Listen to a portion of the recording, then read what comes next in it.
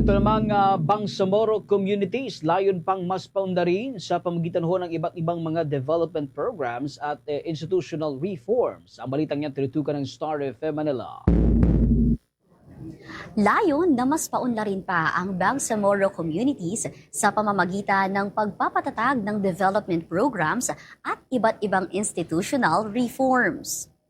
Sa isang press conference na dinaruhan ng 102.7 Star FM Manila sa Quezon City, kasama rin sa mga nais palakasin ng gobyerno ng rehiyon ang sustainable development, responsive governance at maging ang pagkakaroon ng constructive at solutions-oriented government ng Bangsamoro.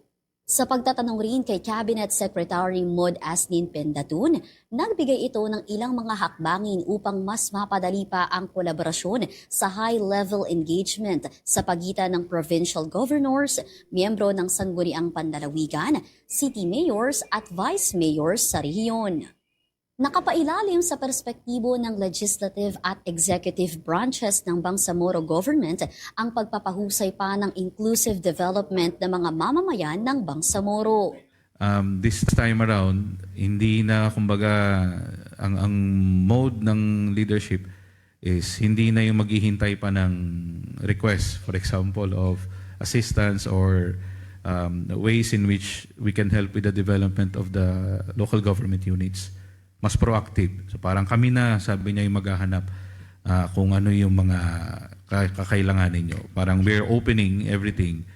It's with the local government units now to submit the required documents para ma-process ho natin ito as soon as possible. Sa pamamagitan nito, mabibigyang prioridad ng Bangsamoro government ang temang mas matatag na Bangsamoro. Mula rito sa lungsod ng Quezon, nag-uulat Star DJ Kimi ng 102.7 Star FM Manila, and this is Bombo Radio Philippines, the #1 and most trusted source of news and information. Basta Radyo, Bombo!